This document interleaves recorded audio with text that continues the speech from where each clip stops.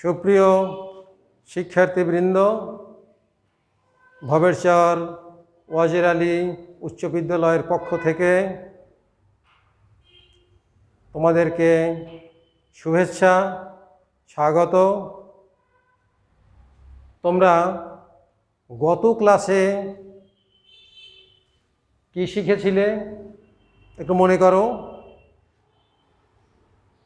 গত ক্লাসে আমরা ঘন জ্যামিতি সম্পর্কে একাদশ অধ্যায়ের উচ্চতর গণিত একাদশ অধ্যায়ের আমরা কি শিখেছিলাম? আমরা স্থানাঙ্ক জ্যামিতি সম্পর্কে দেখেছিলাম। তা আজকে আমরা এটার বাকি অংশ দেখতে চাই। আমরা বাকি অংশ সম্পর্কে জানব। স্থানাঙ্ক, আজকের পাঠ স্থানাঙ্ক জ্যামিতি।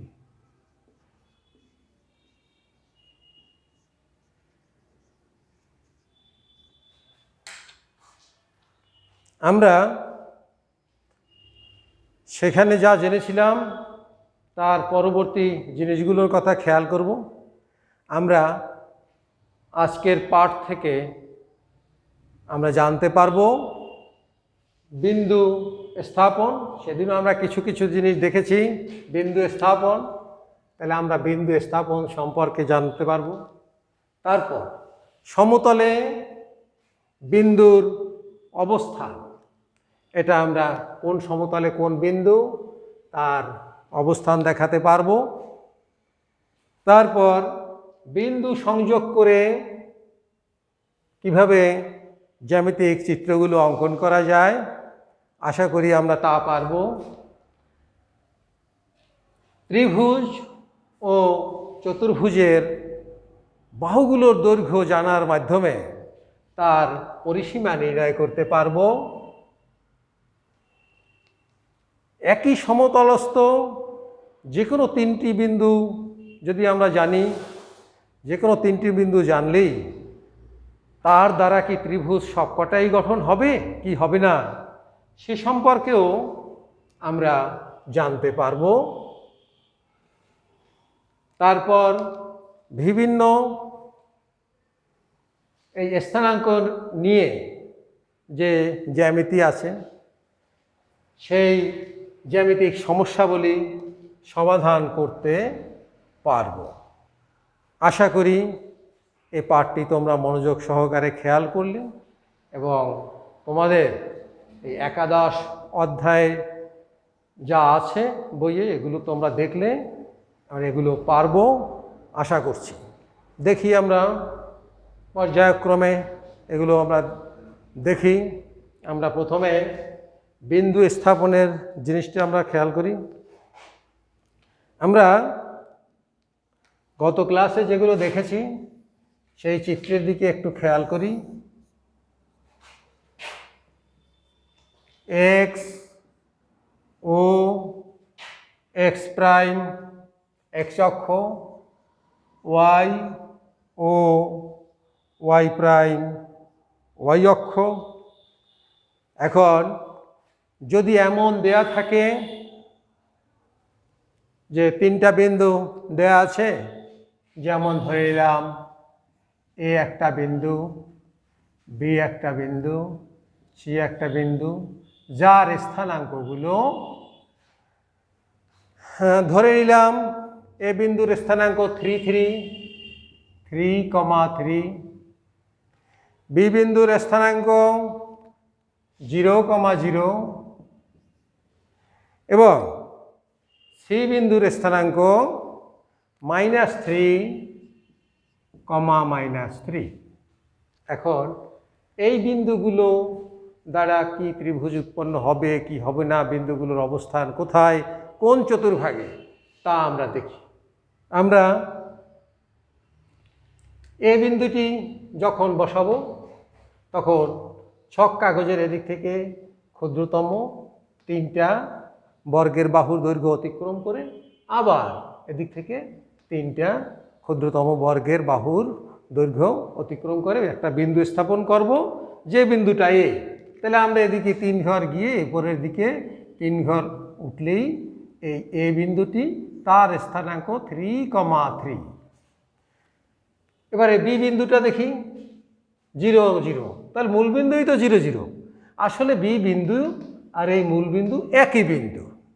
তো যাক, তাহলে এইখানে এই বি বিন্দুটা এই বিন্দু, এটা হলো বি, এখানে লিখলাম বি। তারপরে এই বি বিন্দুর স্থানাঙ্ক হচ্ছে 0, 0, 0,0। মূল বিন্দু এবং বি বিন্দু একই। তারপরে সি বিন্দু, এটা কোন চতুর্ভাগে অবস্থান করছে? যেহেতু এক্স স্থানাঙ্ক ওয়াই স্থানাঙ্ক দুটোই নেগেটিভ, আমরা নেগেটিভ হলে ও এক্স প্রাইমের দিকে 3 ঘর অর্থাৎ ক্ষুদ্রতম বর্গের 3 বাহুর দৈর্ঘ্য অতিক্রম করে আবার সেখান থেকে নিচের দিকে আরও 3টা ক্ষুদ্রতম বর্গের বাহুর দৈর্ঘ্য অতিক্রম করে একটা বিন্দু দেব। এই সেই বিন্দুটা, সেটা হলো সি -3, -3। এখন বিন্দুগুলো আমরা স্থাপন করতে পারলাম। তাহলে বিন্দু স্থাপন আমাদের হলো, বিন্দু স্থাপন, তারপর সমতলে বিন্দুর অবস্থান কোথায় তাও আমরা দেখতে পেলাম যে একই সমতলে বিন্দুগুলো কোন কোন অবস্থানে আছে। যেমন এ বিন্দুটি প্রথম চতুর্ভাগে রয়েছে, বি বিন্দুটি মূল বিন্দুতে রয়েছে, সি বিন্দুটি প্রথম, দ্বিতীয়, তৃতীয় চতুর্ভাগে রয়েছে। এখন বিন্দুগুলো সংযোগ করি। বিন্দুগুলো সংযোগ করলে আমরা স্কেল দিয়েই সংযোগ করতে পারি। এই বিন্দুগুলো সংযোগ করলাম। বিন্দুগুলো সংযোগ করায় যেটা উৎপন্ন হলো, এখানে কি দেখা যাচ্ছে? একটা রেখা দেখা যাচ্ছে। তাহলে আমরা বিন্দু সংযোগ করলাম, বিন্দু সংযোগ করে চিত্র আঁকা সম্পন্ন করলাম। এখন একই সমতলে যেহেতু 3টা বিন্দু থাকলেই কি আমরা ত্রিভুজ অঙ্কন করতে পারবো? আমরা তো 3টা বিন্দু হলেই ত্রিভুজ আঁকি, এই ক্ষেত্রে পারবো কি না? এই ক্ষেত্রে আমাদের ত্রিভুজ অঙ্কন সম্ভব নয়। কেন? আমরা যদি দূরত্বগুলো বের করি, এ বি দূরত্ব আমরা বের করব, গত ক্লাসে আমরা শিখেছি। আবার বিসি দূরত্ব বের করব। দুটো দূরত্ব বের করে আর এ বি দূরত্ব বের করব। এ বি দূরত্বের সমান হয়ে গেল এ বি যোগ বিসি, অর্থাৎ এরকম দাঁড়ালো যে এ বি প্লাস বিসি সমান হয়ে গেল এসি। এই ক্ষেত্রে ত্রিভুজ উৎপন্ন হবে না। কেন হবে না?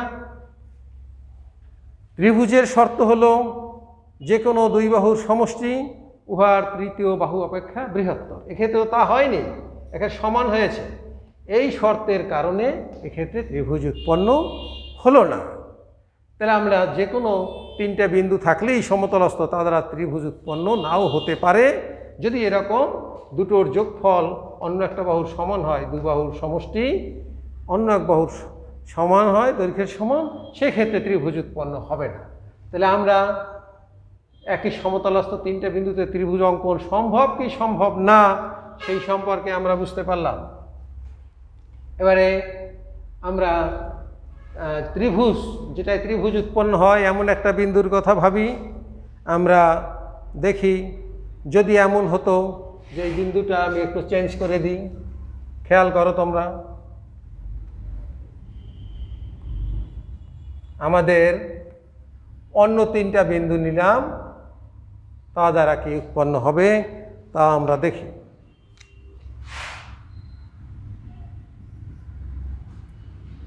আমরা এ বি সি 3টা বিন্দু নিচ্ছি। আমাদের এ বিন্দুর স্থানাঙ্ক 0 - 1। তাহলে আমরা 0 - 1 বিন্দুটা কোনখানে যাবে? 0 - 1 নিচের দিকে 1 ঘর নামবো। তাহলে এই 0 - 1, 0 - 1 এ বিন্দুর স্থানাঙ্ক। বি বিন্দুর স্থানাঙ্ক 8,3। দেখি 8,3 কোন চতুর্ভাগে পড়ে। এখান থেকে 8 ঘর পর্যন্ত গিয়ে উপরে 3 ঘর উঠব, তাহলে প্রথম চতুর্ভাগে বি বিন্দু, বি 8,3। তারপর সি বিন্দু, সি বিন্দু 6,7, 6,7। এই বিন্দুটা কোন দিকে? তাহলে এই দিকে আমরা 6 ঘর গিয়ে উপরে 7 ঘর উঠব, তার মানে সি বিন্দুটা এই 6 ঘর গিয়ে 7 ঘর উঠেছি, সি বিন্দুর স্থানাঙ্ক এই। এখন এটা একই সমতলস্থ বিন্দু কিন্তু একই রেখায় অবস্থিত নয়, কাজেই এক্ষেত্রে ত্রিভুজ গঠন সম্ভব। আচ্ছা, বিন্দুগুলো যোগ করে দাও, স্কেল ধরে যোগ করে দাও। এখন স্কেল ধরে যোগ করা হলো। ত্রিভুজটির এ বি, বিসি, এসি প্রত্যেকটা বাহুর দৈর্ঘ্য নির্ণয় করার কৌশল তোমরা জেনেছ। তাহলে বাহুগুলোর দৈর্ঘ্য তোমরা বের করবে, যে এ বি কতটুকু বের করবে, তারপর বিসি কতটুকু বের করবে, তারপরে এসি বের করবে। করো, বের করো তোমরা। যে সূত্রটা বলেছিলাম, কি বলেছিলাম মনে আছে? অর্থাৎ x1 x2 মাইনাস x1 বা x1 মাইনাস x2, অর্থাৎ যেটা এটা একটা হোল স্কোয়ার যখন হয়, এ মাইনাস বি হোল স্কোয়ার আর বি মাইনাস এ হোল স্কোয়ার একই রেজাল্ট, কাজে কোনো প্রবলেম নেই। এ বি দূরত্বটা বের করতে গেলে এ বি কী হবে? এ বি সমান যেটা হবে √, দিয়ে সেই মানটা বের করো। বের করে তাহলে বের করে দেখো কত কত ফল পাচ্ছ। এখন আমাদেরকে সিদ্ধান্ত নিতে হবে এই ত্রিভুজটা তাহলে কীরকম ত্রিভুজ। এই ত্রিভুজটা যখন এগুলো পাবো, দেখা গেল কি যে এই বাহু এইটার বর্গ যেটা, অর্থাৎ বিসি স্কোয়ার যত আর এবি স্কোয়ার যত, এই মান দুটোকে যদি যোগ করি, এইখানে যে মানটা পাবো, এখানে যে মানটা পাবো, যোগ করলে সেটা এসি স্কোয়ারের সমান পাবো। তখনই আমরা বলতে পারবো যে এটা একটা সমকোণী ত্রিভুজ। কারণ কি? এক্ষেত্রে পিথাগোরাসের উপপাদ্য অনুসরণ করেছে, এটা ফলো করেছে। তোমরা বের করে এটা পেয়েছো, তাহলে সমকোণী ত্রিভুজ বুঝতে পারলে। এরকম আমরা চিত্র এঁকে অবস্থান এরকম দেখিয়ে এই সমস্যাগুলো সমাধান করতে পারবো। তাহলে আমরা দেখলাম জ্যামিতিক সমস্যা এভাবে সমাধান করব। তাহলে আমরা পরিসীমা নির্ণয় করতে পারবো কিভাবে? এ বি বাহুর দৈর্ঘ্য বের করেছ, তারপরে বিসি বাহুর দৈর্ঘ্য বের করেছ, এসি বাহুর দৈর্ঘ্য বের করেছ, সব কয়টা দৈর্ঘ্য যোগ করলেই ত্রিভুজের পরিসীমা পাওয়া যায়। এরকম যদি 4টা বিন্দু দেয়া থাকে, 4টা বিন্দু দেয়া থাকলে চতুর্ভুজেরও পরিসীমা বের করতে পারবে। তারপর গত ক্লাসে আমরা বলেছি সেই চতুর্ভুজগুলো কীরকম, ত্রিভুজগুলো কীরকম, এরকম গাণিতিক সমস্যা সমাধান করতে পারবে। কোনো শর্ত যদি দেয়া থাকে, সেই শর্তাধীনে যত জ্যামিতিক সমস্যা তাও তোমরা সমাধান করতে পারবে। তাহলে আজকের এই পাঠ থেকে আশা করি তোমরা বিন্দু স্থাপন, সমতলে বিন্দুর অবস্থান, বিন্দু সংযোজন করে বিভিন্ন চিত্রাঙ্কন, ত্রিভুজ ও চতুর্ভুজের পরিসীমা বের করা, সমতলস্থ বিন্দু দ্বারা ত্রিভুজ উৎপন্ন হবে কি হবে না সে সম্পর্কে ধারণা পেলে, আর জ্যামিতিক সমস্যা সমাধানের কৌশল সম্পর্কে জানতে পারলে, এগুলো কাজে লাগিয়ে তোমরা একাদশ অধ্যায়ের স্থানাঙ্ক জ্যামিতি এই সম্পর্কে তোমরা বাড়িতে চর্চা করবে। আশা করি তোমরা পাবে। তোমাদেরকে ধন্যবাদ। তোমরা সবাই ভালো থাকো।